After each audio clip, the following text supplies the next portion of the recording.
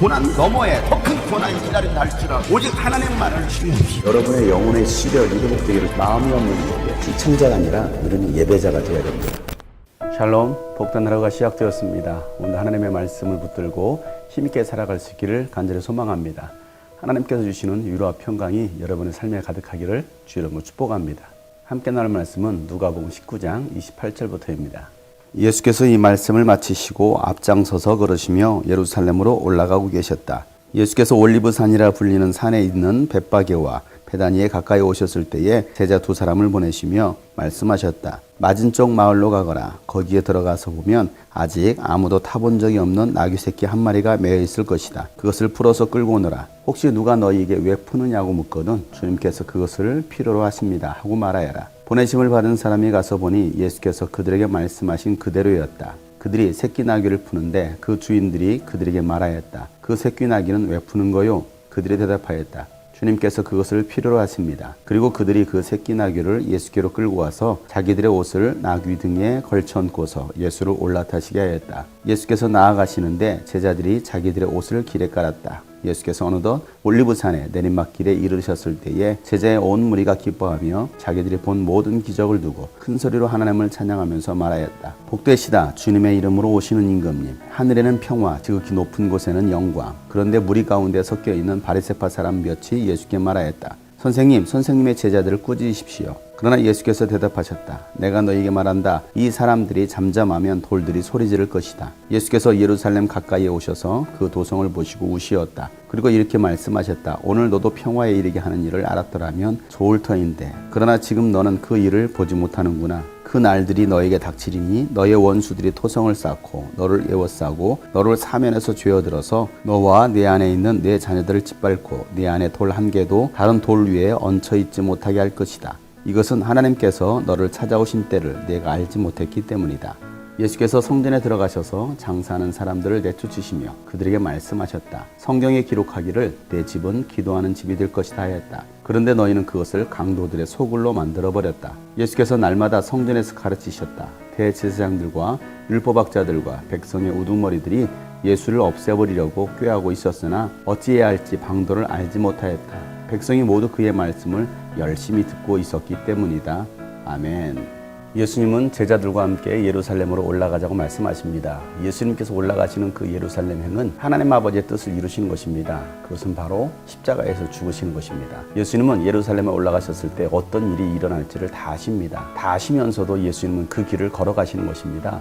그 길이 죽음의 길이라 할지라도 고난의 길이라 할지라도 하나님 아버지의 뜻이기 때문에 예수님은 그 길을 올라가십니다. 그런데 오늘 말씀에 보면 예수님께서 앞장서서 걸으시면서 예루살렘으로 올라가셨다라고 기록하고 있습니다. 제자들보다도 먼저 앞서서 걸어가신 것입니다. 예수님은 결코 머뭇거리지 않으셨습니다. 뒷걸음질치지 않으셨습니다. 하나님께서 여러분에게 주신 사명이 있다고 한다면 그 사명을 위해서 여러분 앞장서서 걸어갈 수 있는 여러분 되시길 바랍니다. 그 사명이 명확한 사람은 주저하지 않습니다. 머뭇거리지 않습니다. 오히려 더 당당하게 걸어가는 것입니다. 예수님께서 벳바게와 베다니 근처에 오셨을 때 제자들을 둘을 보내시면서 맞은편 마을에 가면 한 번도 사람을 태우지 않은 나귀 새끼가 있을 것이니 그 나귀 새끼를 데리고 오라고 말씀하십니다. 그리고 누군가가 그것을 왜 푸느냐고 묻거든 주께서 쓰시겠다 하라라고 말씀하십니다. 그 두 제자가 가보니 예수님께서 말씀하신 대로 나귀 새끼가 매여 있었습니다. 나귀 새끼를 풀자 그 주인이 그것을 왜 푸느냐고 묻습니다. 그래서 주님께서 필요로 하십니다 라고 말을 합니다. 그러자 그는 그 나귀 새끼를 내어드립니다. 주님께서 우리를 필요로 하실 때 우리는 기꺼이 내어드릴 수 있는 사람들이 되어야 됩니다. 아까워하는 자가 아니라 내 것이라고 말하는 자가 아니라 주님께서 필요로 하실 때 왜 우리 모두는 다 주님의 것이기 때문입니다. 주님이 여러분의 재능을 원하시고 여러분의 시간을 원하시고 여러분의 재물을 원하실 때에 주님이 필요로 하신다면 다 내어드릴 수 있는 여러분 되시기를 축복합니다. 제자들은 예수님께 나귀 새끼를 데리고 오고 그 위에 자기들의 옷을 걸쳐 얹고 예수님을 올라타게 하십니다. 또 다른 제자들은 자기들의 옷을 바닥에 깔습니다. 예수님께서 나귀 새끼를 타고 올리브산에서 예루살렘 성으로 내려가실 때 수많은 사람들이 종려나무가지를 흔들면서 찬양을 합니다. 복되도다 주님의 이름으로 오시는 하나님, 하늘에는 평화여 지극히 높은 곳에는 영광이로다 라고 찬양을 합니다. 그리고 수많은 사람들은 예수님을 향하여 호시에나 호시에나 오셔서 우리를 속히 구원하여 주십시오 라고 찬양을 합니다. 그 찬양의 소리를 들었던 바리새파 몇 사람이 예수님께 화를 냅니다. 제자들을 꾸짖으라는 것입니다.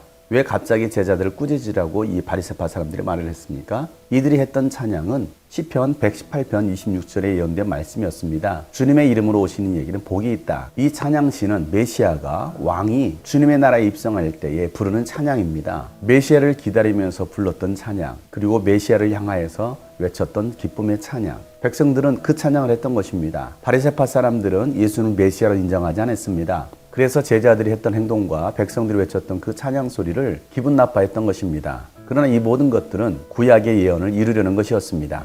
예수님은 그 바리새파를 향하여서 이 사람들이 잠잠하면 돌들이 소리 지를 것이다 라고 말을 합니다. 오히려 돌들이 찬양할 것이라는 것입니다.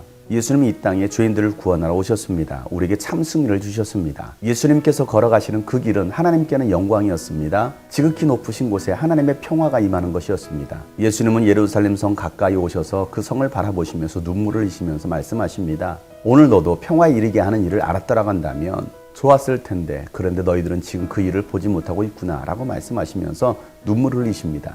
예수님은 평화의 왕으로 오셨습니다. 샬롬의 왕으로 오신 것입니다. 그런데 그들은 예수님이 어떤 분인지를 깨닫지 못합니다. 오히려 예루살렘 성전 안에서는 죄악이 가득했습니다. 제사장들의 타락과 백성들의 타락으로 가득했던 곳이 바로 예루살렘 성전이었습니다. 그곳에서 수많은 피 흘리는 제사가 있었지만 하나님께서 결코 받지 않으시는 제사였던 것입니다. 오히려 그 안에서 죄를 짓고 흥청망청 살아갔던 사람들이 바로 제사장들이고 백성들이었습니다. 하나님의 성전이 무너진 그 예루살렘 성을 바라보시면서 예수님께서는 눈물을 흘리신 것입니다. 죄악으로 가득한 불순종과 타락으로 가득한 우리들을 바라보시면서 예수님께서 눈물을 흘리실지 모르겠습니다.